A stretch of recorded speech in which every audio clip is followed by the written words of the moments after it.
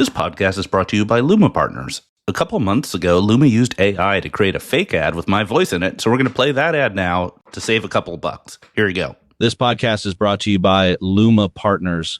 Luma is far and away the leading investment bank for the digital advertising sector, with nearly 100 completed transactions in ad tech and martech. I should know I used Luma when I sold beeswax, and they did a fantastic job. My exact quote at the time was, more expensive than you thought, but the next morning you feel great. If your business is getting inbound interest and you need a team of experts who can turn that into a competitive auction at premium prices and manage the deal through to successful completion, you need Luma Partners. I'm the real Ari Paparo, and I approve that copy.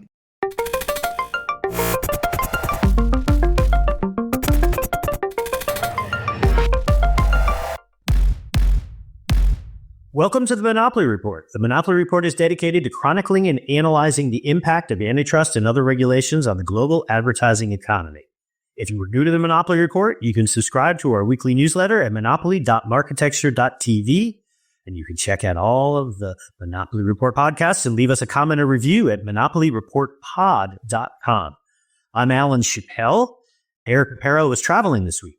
And this week we've got Garrett McGrath, who is the SVP of Product at Magnite and is also the board chair for Prebid, the open source header bidding solution. So I'm really excited to have Garrett here. I think he's going to provide a lot of background. He's been pretty integrally involved in the Privacy Sandbox discussions going way back. Hey, Garrett, how you doing? Welcome to the Monopoly Report. Hey there. Thanks for having me. So I wanted to start with a bit of background. So, and I'm oversimplifying a bit, but back in 2019, Google had announced that third-party cookies would be deprecated in Chrome. They had announced the creation of a W3C working group. I'm curious, were you involved in the group at that time?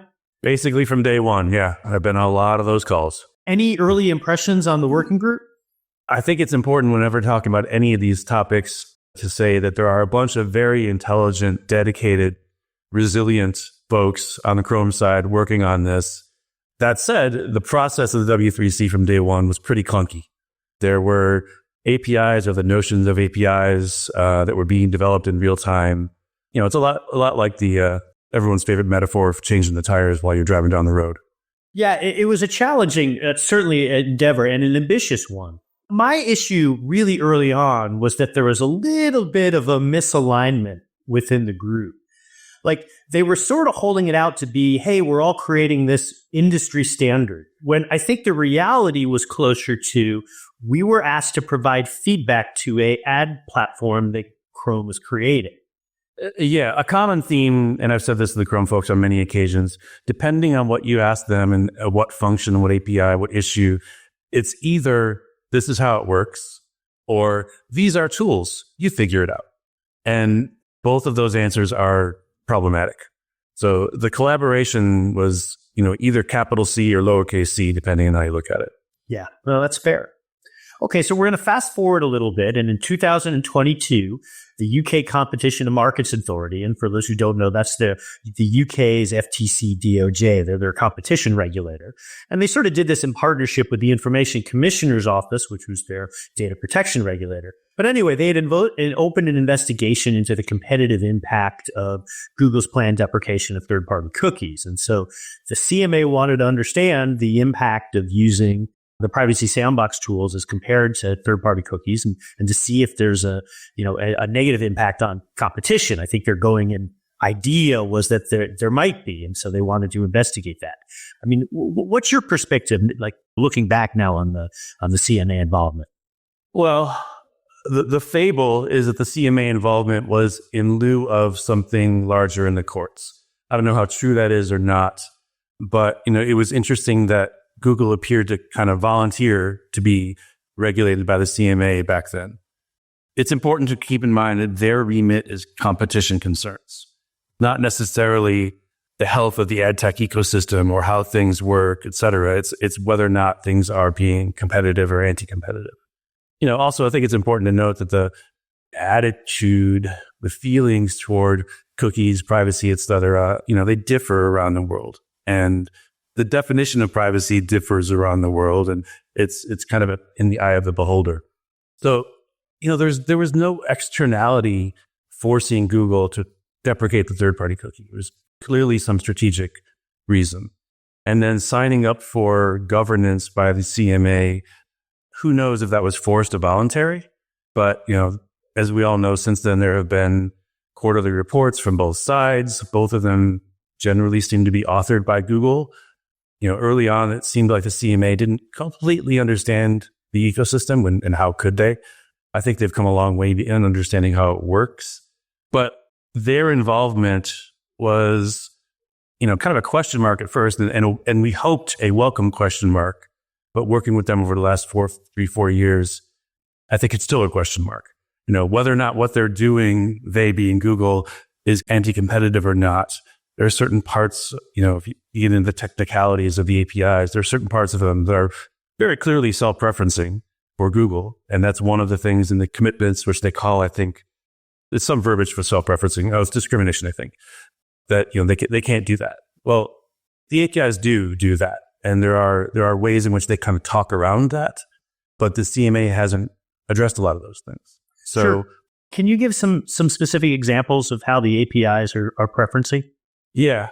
The most clear example, the most commonly cited in GitHub and many other external issues, is this notion of the top-level seller. In protected audience speak, a seller is an SSP or an exchange.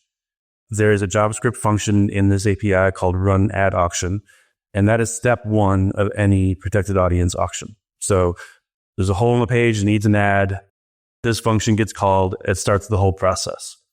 The caller of that function, run ad auction, is therefore the top-level seller. And then all other SSPs that the publisher presumably works with are called component sellers. The top-level seller, functionally, because of GAM, DFP's dominance in the market, is going to be AdX 95% of the time. It doesn't have to be AdX, but that's functionally true. It's going to be, because that's who calls the hole in the page. So a top-level seller has a bunch of information about the auction that the component sellers don't have. And the ecosystem, the industry has been pointing this out to Google, to the CMA, to anyone who'll listen for quite a while now. And, nothing has changed. So there's an inherent advantage to technically the caller of run ad auction, but functionally, that's almost always Google. But, they'll tell you as recently as last week in their report, anybody can call it. That's true. Anybody can call it. But 95% of the time, it's going to be Google. And if Google isn't the top-level seller, there's no AdWords demand. So there's a penalty for not allowing them to be the top-level seller. Yeah, Google likes to use the phrase, anybody can access the APIs, which implies that anybody can be testing. And boy, if you're not, testing, then you must be doing something wrong, or you're not pro-privacy, or, but boy, if I was set up on a Microsoft Azure installation as opposed to an AWS or Google Cloud installation, as of today, and we're 4 years into this, I'm still out of luck, right? Kind of.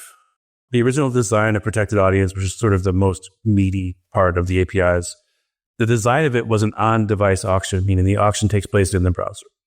The ecosystem at large has long had lots of questions about the viability of that.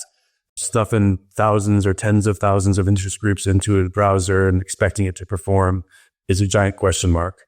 And by the way, the Chrome people will tell you to your face, like, this has never been tested at scale. They've had a 1% test. They don't know if it'll work. And personally, I think if it did work, it would only work on really fast connections on new computers in certain parts of the world, et cetera, et cetera. So the original part of protected audience was meant to be on device. More recently, last 2 years or so, there's this thing called the bidding and auction service, which utilizes server-side connections through what they call trusted execution environments, or TEEs. Currently, the approved TEEs, according to Google, are GCP and AWS. So if you choose to use the server-side component, which you probably are going to need to, but nobody really knows for sure, you have to be in GCP and AWS, which is obviously not Azure and obviously not other self-hosted solutions, et cetera. So talk to the folks at Google, there's a lot of frustration about that.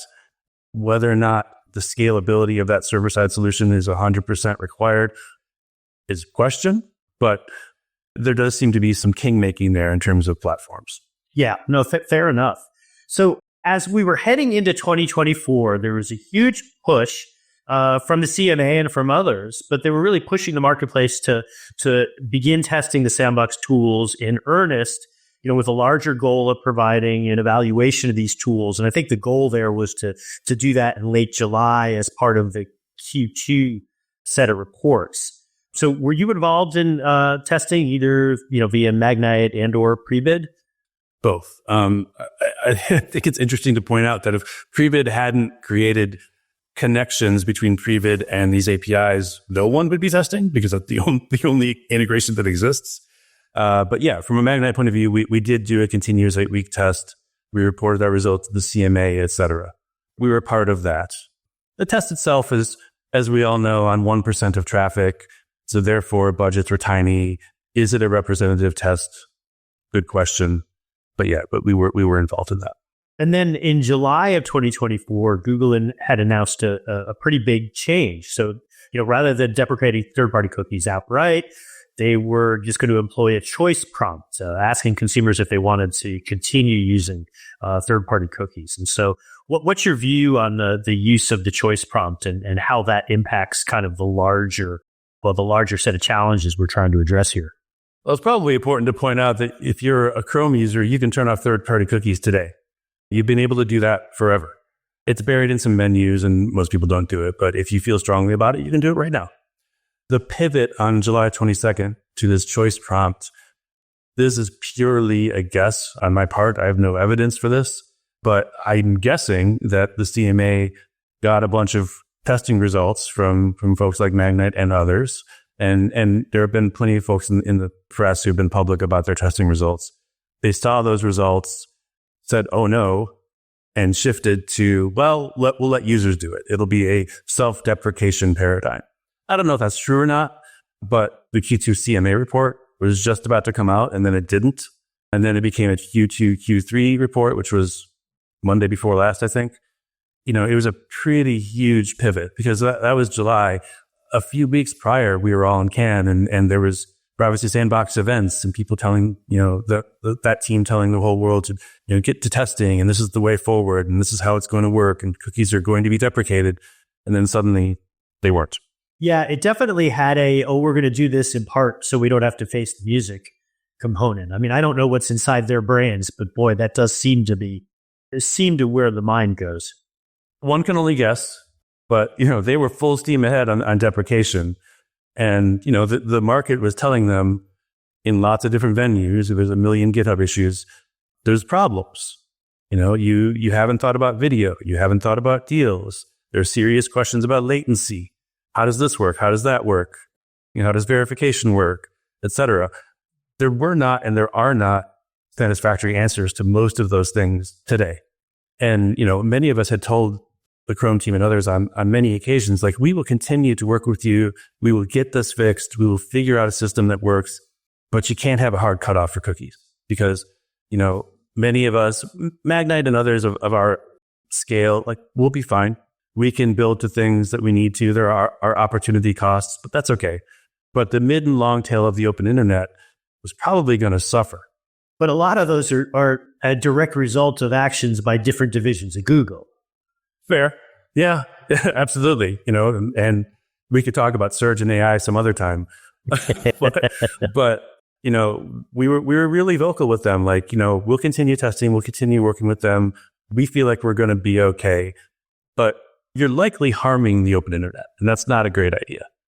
One of my takeaways, and this is the feedback that I provided to the Competition and Markets Authority when the choice prompt was announced, is that it is absolutely irrelevant to the underlying competition issues.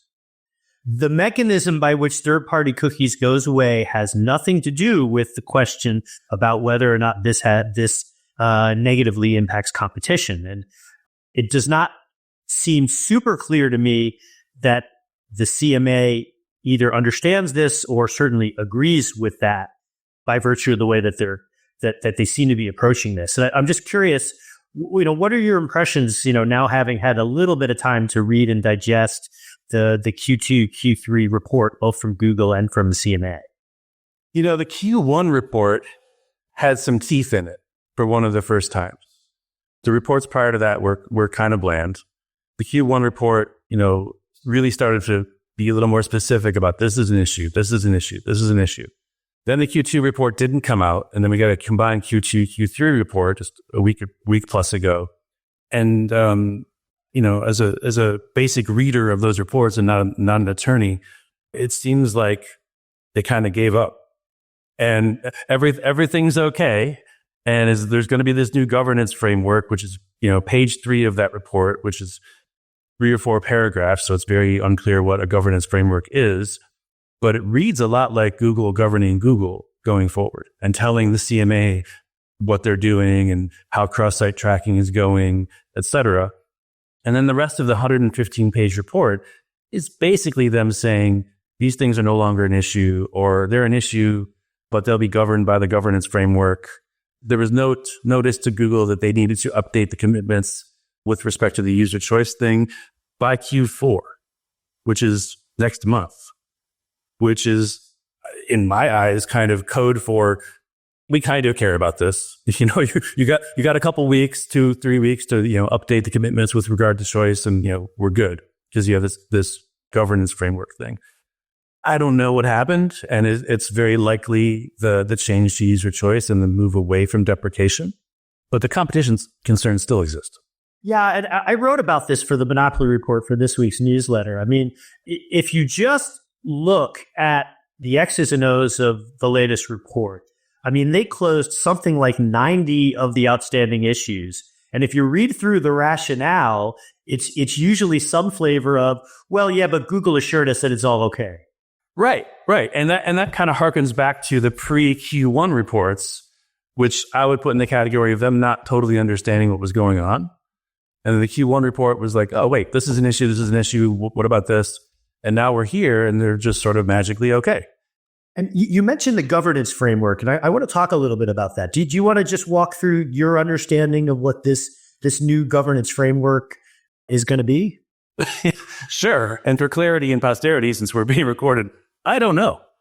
It's 3 or 4 paragraphs of that page that basically says there would be quarterly reports and an annual report on cross-site tracking capabilities. And it's really difficult to say what this governance framework is, other than, like I said, by just interpretation of the few words on the page, is Google is going to govern Google and tell the CMA what it's doing. But isn't that where we are now? Pretty much. So in my view, the only difference between the last 4 years and then this governance framework is that I think the intention is to roll this out, to open the doors, to let it fly, and then to fix whatever the outstanding challenges are as we go. And that's where the governance framework comes in. Yeah, which, to be fair, is a far better situation than cutting off cookies, rolling it out, and then fixing things, which is exactly what they've been telling us they're going to do for the last 3-4 years. But who's to say they're not going to kill cookies? Well, if this user choice thing happens, or when it happens, there's a ton of open questions, as we've all thought about, in terms of what does the dialogue look like? Is there a dialogue? Is it a button? Does the dialogue say, don't you love personalized ads, or do you hate being surveilled? I mean, who knows? If deprecation is a slow self-deprecation from consumers, it gives the whole world a bit more runway. Of course, that presumes that that's what's going to happen, and that's sort of one of the challenges here that I have. Maybe this is my lawyer brain, but I bet you that your product brain operates the same way, which is like if everything is so horribly vague that you just can't make actionable decisions. And sometimes I think that's by design with the Google folks. Well, many folks have wondered out loud in working groups whether or not this entire thing is accidental or deliberate. Was it deliberately ignoring huge pieces of the ecosystem? Video is an obvious one, but it's not the only one. Or is this just such an incredibly difficult task that was given to incredibly smart folks that are not from the ads ecosystem? They're engineers. They had to kind of learn how ads worked. Was that by design or was that incidental? Who knows? There was a point 5 years ago where there was kind of a light bulb moment from the Chrome folks working on this where, we helped them understand that the highest price doesn't always win an auction. And that was like, oh, really moment?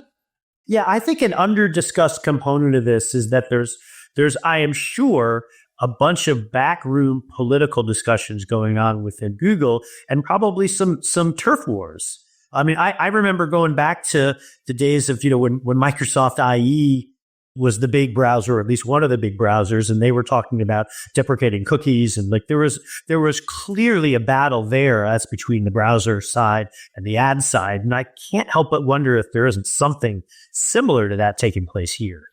There has to be, and I think it's probably important to say that if you went back in time before all of this stuff started, and the folks at Google would tell you the Chrome people can't talk to the ads people, et cetera, that probably made sense.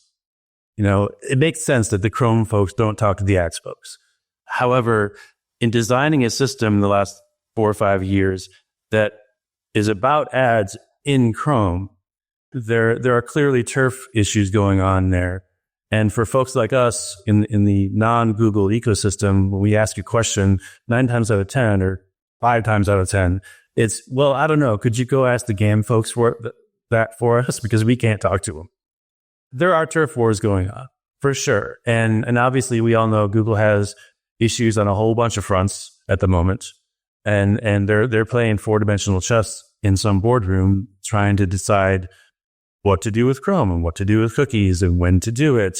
And, is the health of the open internet, how important is that in relation to AI and search and, all of these things that are not about cookie deprecation.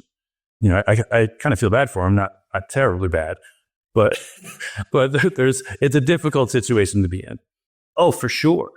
Well, talking about difficult situations, I mean, what are your thoughts of the test results that, came out over, in June, July?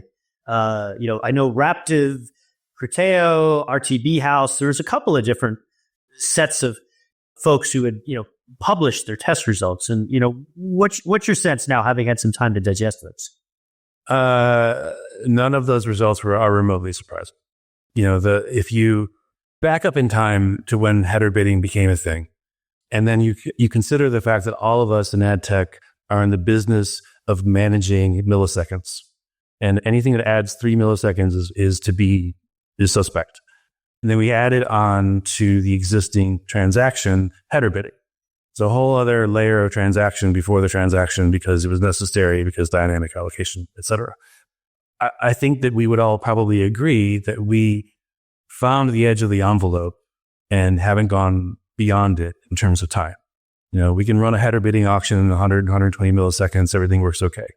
If you were to stop there and then start a whole new subsequent auction, not in parallel, that happens in the browser, which we're not even sure if that's possible at scale, I should say, you're by definition creating time. And it's time you don't have. There are a bunch of functional problems about the APIs and things that they don't cover, I've already mentioned. But latency is a problem, and we don't even really understand what the latency would be because we've only had a 1% test and, limited budgets, et cetera. But if you want to add a whole new auction onto the auction that we've already, really highly optimized into, it's where it is and it's not going to get much better, those testing results, do not surprise me. It's kind of funny. So I was involved in the W3C tracking protection group, 12 years ago or so. And a friend of mine who worked at Google at the time, a guy named Sean Harvey, had a back and forth with a bunch of privacy advocates who had said, hey, why don't you just do everything client side? And Sean came up with a very kind and thoughtful explanation. He said, listen, we've looked at this every way you possibly can, and 2 things. This stuff does not scale when it's conducted entirely client side.